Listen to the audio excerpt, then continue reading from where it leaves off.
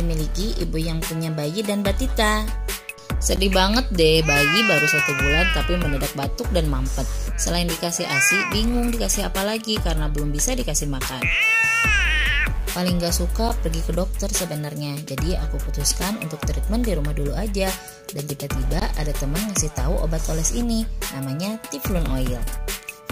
Pesan pertama pakai ini, akhirnya si bayi bisa bobo nyenyak tanpa drama rewel dan hidungnya merasa lega karena tidak mampet.